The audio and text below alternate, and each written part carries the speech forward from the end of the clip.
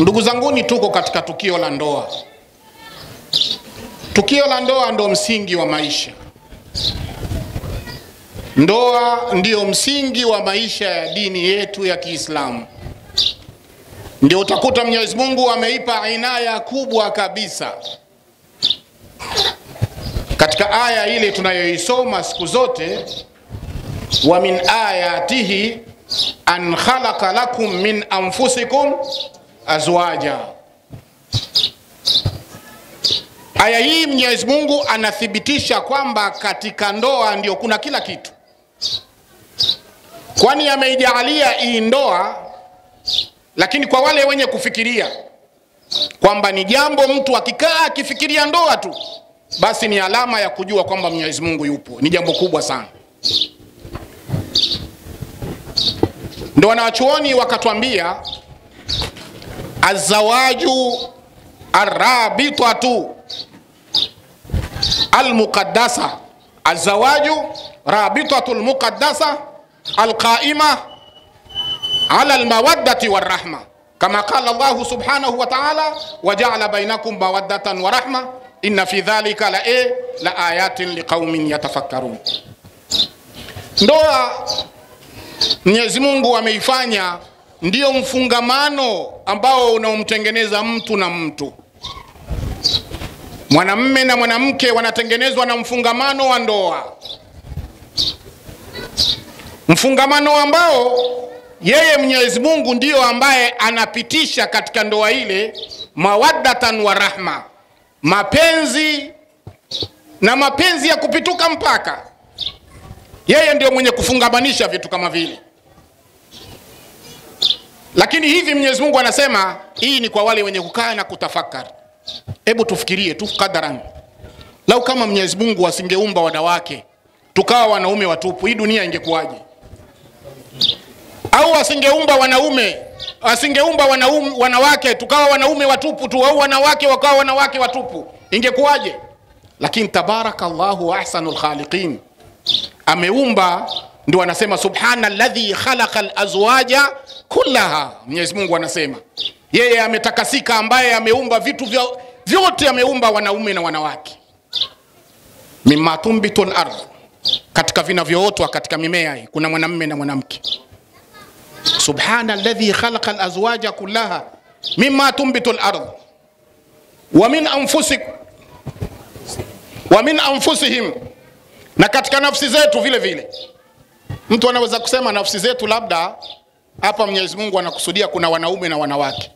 Mimi nasema sio hivyo kwa mujibu wa aya. Yani wewe mwenyewe ili uwepo lazima awepo mwanamume na mwanamke, kwa sababu Mungu anasema wa min kulli shay'in khalaqna zawjayn. Katika kila kitu Mwenyezi Mungu ameumba vitu viwili, na wewe ni kitu alichokiumba Mwenyezi Mungu. Kwa hiyo upatikanaji wako wewe hapa duniani, katika mwili wako lazima kuwe na mwanamume na mwanamke. Aya ameyasema mtume wetu sallallahu alayhi wasallam katika karne hizo zilizopita huko. Lakini leo inakuja science inathibitisha kwamba chembe ndogo zilizomuumba mwanadamu zina uume na uke, zinapea chromosomes, zinapea. Kwa hiyo tendo la uume na uke ni tendo lililowekwa na Mwenyezi Mungu subhanahu wa ta'ala kuihakikisha hii dunia inaendelea na inakuwa katika mazingira ndio yataka yeye Mwenyezi Mungu subhanahu wa ta'ala. Kijana wangu Sheikh Ahmad, umeingia katika hii timu. Hii timu kama tunavyosema Mwenyezi Mungu mwenyewe ndio alioiweka, basi wajibati na hukuki zote zilizokuwa zinahitajika kufanyika zinatakiwa zisimame katika msingi wake. Ndio wamesema wanawachuoni azawaju najihun, azawaju anajihu, ndoa ile ambayo iliyokuwa imekuwa sawa sawa, mabniyun ala i'ta'il huquq wal wajibat. Ndoa anayoitaka Mwenyezi Mungu iliyokuwa iko sawa sawa na ile yenye kufanikiwa kama alivyotaka mtume, basi inatakiwa usimame na zile haki zinazobidi wewe uzifanye kumfanyia mkeo, na wajibu ambao unaobidi wewe ufanye umfanyie mkeo. Kikazi hichi ni kichache sana, na alhamdulillah wewe umepita na unapita na mashekhe wapo. Tukisema wajibati nikah katika kichwa chako unafuta mlango wa ndoa, ushajua nini kilichokuwa cha msingi. ni kusimama katika wajibati zako za wajibu kumtendea mkeo ili upate zile radhi alizozikusudia Mwenyezi Mungu na mtume wetu Muhammad sallallahu alayhi wasallam. Kwani mtume sallallahu anasema khairukum linisai wa ana khairukum linisai, kama kala sallallahu alayhi wasallam. Mtume anasema mbora wenu nyinyi ni yule mbora atakayekaa vizuri na wanawake wake. Mtu akishakaa vizuri na mkewe, basi huyo ndio mbora wenu. Na mimi khairukum, na mimi ni mbora kwenu kwa kabisa kwenu nyinyi, lakini mimi ni mbora kwa wake zangu ambao naokaa nao.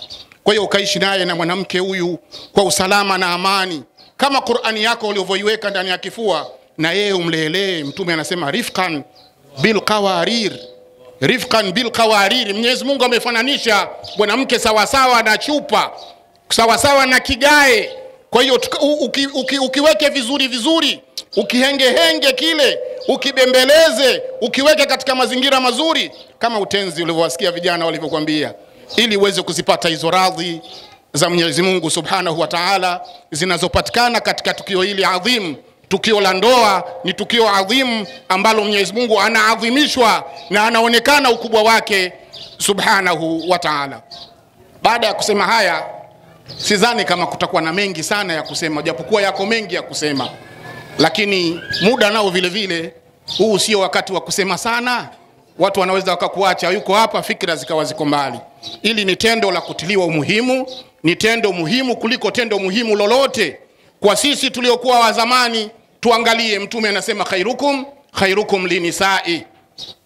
Hakuna umwamba katika ndoa, ni kumfuata mtume sallallahu alayhi wasallam namna gani alivyoishi na wake zake, na sisi tufate yale ambavyo alivyoishi yeye, ili tuweze kupata radhi za Mwenyezi Mungu Subhanahu wa Ta'ala, ili tuweze kuineemesha hii ndoa iwe katika hali nzuri. Miongoni mwa sababu kubwa za ndoa anasema takatharu, tazawaju takatharu fa inni mubahim bikumul umama yawmal qiyama. Mtume anasema hivyo. Miongoni mwa sababu ya ndoa ili tuwe wengi, na kuwa wengi tuwe wengi, sio wengi hivi, wengi wema, ili mtume apate kutamba siku ya kiyama, umma wangu ule pale mmeuona wote ni umma mwema. Kwa hiyo ili umma upatikane mwema, mke awe mwema, watoto wakizaliwa walelewe vyema, ili tuweze kupata mafanikio ya dunia na akhira. Nas'alullah subhanahu wa ta'ala aijalie ndoa hii iwe ndoa ya kheri na baraka na mafanikio, ndoa iliyokuwa na kizazi chema, ndoa itakayokuwa na riziki isiyokuwa na mipaka, ndoa ambayo itakusanyisha watu na familia na jamii nzima kwa ujumla. Wabillahi tawfiq, wassalamu alaikum wa rahmatullahi wa barakatuh.